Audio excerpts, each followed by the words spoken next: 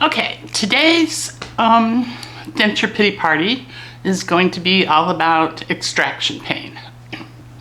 Now, from watching other people's videos on here, it looks like not everybody has a lot of pain during extractions. And so, you know, if you're one of those people, yay. I wasn't really sure what to expect as far as extraction pain goes. I've had other gum surgeries in the past, and although they weren't fun, they weren't horrible either. But I had really bad extraction pain. Now, I said in another video, but we ended up doing all the extractions and whatever bone grafts were going to be done on the upper jaw the first week. And then he had to stop because all of the injections of Novocaine or whatever exact cane they use these days was starting to affect my blood pressure, and so he didn't feel it was safe to go ahead and do the bottom at the same time. So he did those a week later. So this first time, you know, he had sent in 2 prescriptions, one for hydrocodone and acetaminophen, and the other one was for ibuprofen, so which is actually over the counter. But and I was told to alternate them, and to alternate putting the ice packs on either side of my face, and to rinse with warm salt water. And I did all that. I was doing everything perfectly. I was using the warm salt water pretty often because it did make it feel a little better, but it didn't really didn't go away with the pain. I could take the ibuprofen, you know, day and night, but I can't take something with a codeine or hydrocodone or whatever, except in the early part of the day, because if I take it like after 4 o'clock in the afternoon, I won't be able to sleep that night. Most people, narcotic pain relief causes them to be drowsy. For some reason, I'm the opposite. I will just lay in bed and stare at the ceiling all night without having gone to sleep. And that's not very restful. So I didn't take that one except in the morning and early afternoon. But, you know, it was just a lot of pain. I spent the first 3 days just curled up in bed, getting up to take my medicine, getting up to get a very simple small bowl of food that didn't take any effort, like some sherbet or some yogurt or something like mashed potatoes. So it was pretty miserable. On the 3rd day, I got a call from a relative, and she wanted to come over and visit, and I told her I really didn't feel up to it. I told her about the surgery I'd had and how it just felt like my mouth was full of fire ants. I remember telling her it felt like fire ants. And she said, "Can you swish a liquid?" I said, "Yeah." She goes, "I've got something that will help. I'm coming over." It's like, okay. I mean, I know she's not big on prescription medicine, so I couldn't really imagine what it would be that would help. But I had her come over, and she handed me a big bottle, and she said, you know, pour a couple of ounces in a small cup. The cup had to be paper or glass, and maybe plastic was okay, but not metal. She said, don't drink out of the bottle and don't put it in metal. So I had the little, you know, bathroom paper cups. So I went in, and she said, just put it in your mouth and swish it around as long as you can. And then when you're done, don't spit it out, just swallow it. So I did that, and while I was doing that, she continued and she said that the bottle is only going to probably be good for 30 days after it's opened, and I just opened it. So she goes, don't expect it to work after that. And she said that it's not a drug. She said it's a cell communicator molecules. And she said that, and I'm not really sure how this works, but she said starting at age 20, we start losing gene expression, like 10% every decade. And I'm not really sure what that has to do with cell communicators, but As a result, we start losing the same amount of cell communicators, which, the cells in one part of your body communicate with another one through these chemicals, these molecules. So she said they finally found a way to make them and have them be stable. It was an American company. It was all made in the United States. It took a lot of years of research, but it's stable. And, you can't overdose on it because it's just made with purified water and a purified salt. And then they use some kind of a process that changes the salt crystals into communicator molecules. And so, she had also told me that it will have a very slight chlorine taste when I first try it. And it did. It tasted like really weak pool water or something like that.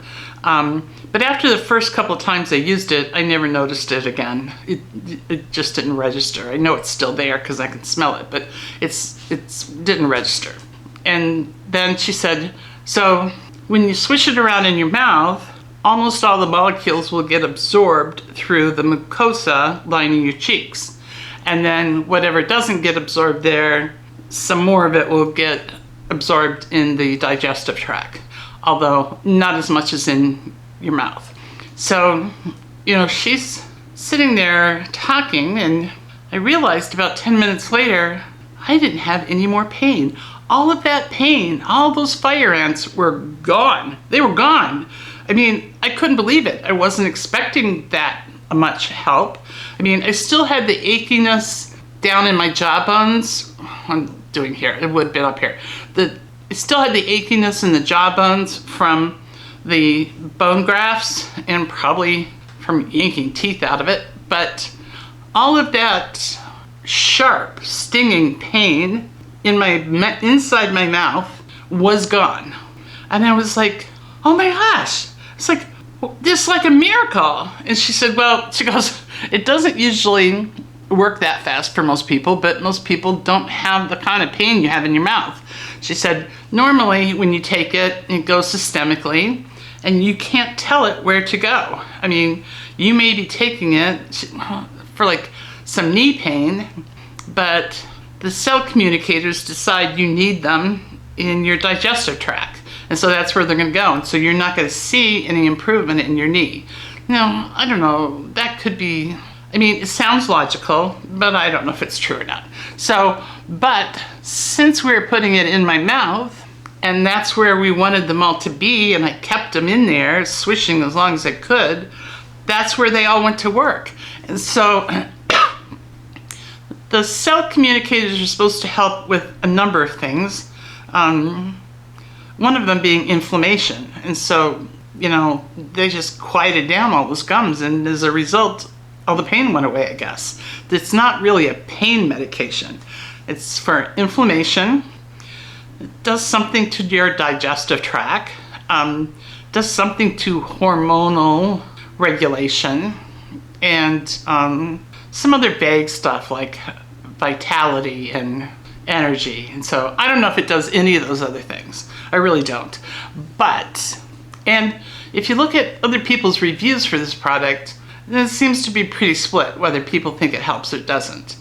But for that dental gum pain after surgery, it was a lifesaver. It was all gone. She told me to use it again before bed and then in the morning when I get up, and just do it twice a day after that. And that will take care of it. And that's what I did. I used it, I did it again that night, and then I used it in the morning and at night for about 3 days. I didn't take any more pain medication.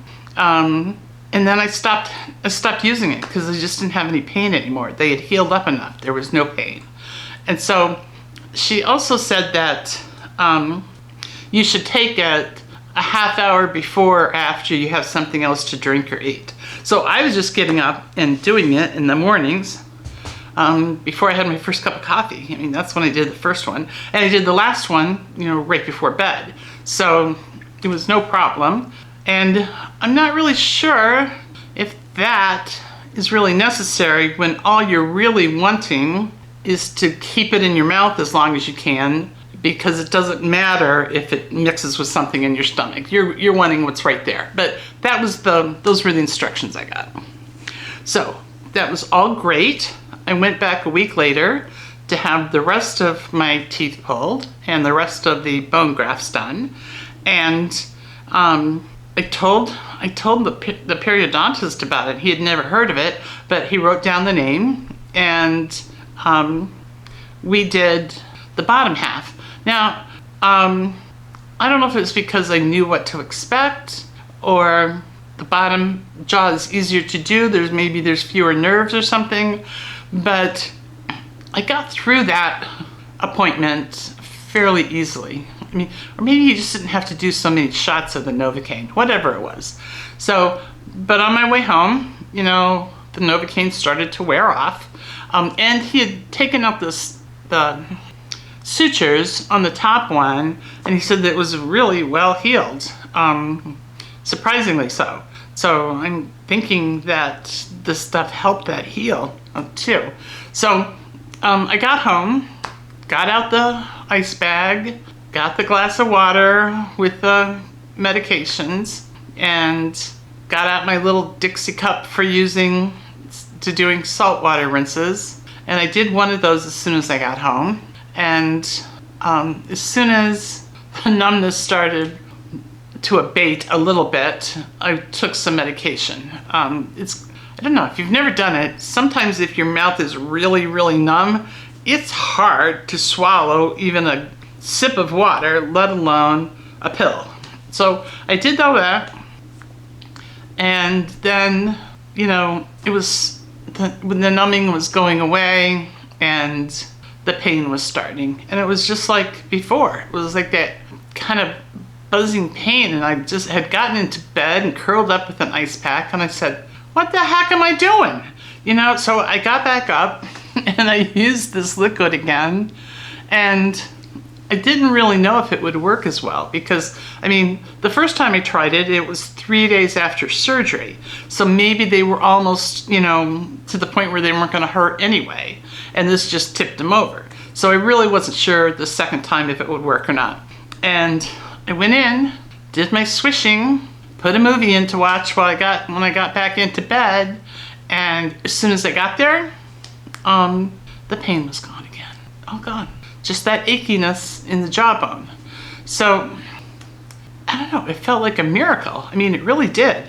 And, you know, she had told me it wasn't gonna work after the bottle was opened for a month, but it was about 6 weeks later where he had to do that extra surgery to cut out that one bone fragment or bone spur or whatever it was, but it was a big pointed piece of bone aimed at my gum, and it was so big and hurt so much I couldn't blow my nose. So I went back and he did that surgery, and of course it wasn't as bad as, you know, the previous surgeries, but it still was unpleasant. And so I tried using the liquid again, and it was like 6 weeks, or it was over the 30 days, and it still worked, you know, and it was fine. I just didn't need to take it as long because the pain wasn't as bad. It was a much smaller cut.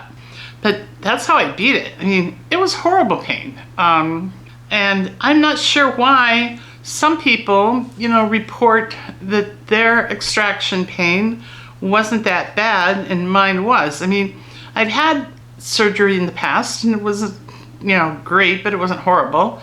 But so I'm not really sure. I don't think I'm particularly prone to severe pain, but maybe it was because I'm older than some of the other people. Maybe it's because I had so many bone grafts at the same time. Or maybe it's because I didn't have immediate dentures. I mean, maybe immediate dentures, you know, kind of cover all those areas that were cut open and stitched. So I'm not sure. I'm not sure what caused it, but I know that it works. So this bottle I had gotten from my relative. She was working as a distributor, which is why she knew so much about it. It's called ASEA Redox Cell Signaling Supplement. And they have since expanded the places you can buy it, so you can now buy it at Amazon. So I'll put the Amazon link in the information. But, you know, it's not cheap. It's, I don't know, between $30 and $40, I think. But you're not going to need to use it that long. But if it's worth $30 or $40 for you to get rid of that pain, you know, do it. I found another use for it like a year and a half later, but I'll talk about that in another video. But as far as the pain went, I mean, I can't imagine going through dental surgery without this on hand. I wish I had had it before I had the extractions. If it was working by, you know, fighting the inflammation, maybe it would have made my gums healthier, and I might not have had to do the dentures when I did. I don't know. It's just guessing. But I do know that it got rid of severe pain for me. So this pity party for extraction pain has a silver lining. It has a solution. And if you're one of those people like me that has severe pain from having all your teeth pulled and maybe having a bunch of bone grafts put in, it's worth keeping it and having it, even if you don't find another use for it. So thanks for listening. Please subscribe, please like, please comment. Does anybody else use this for something similar? And I will see you next time. Thanks.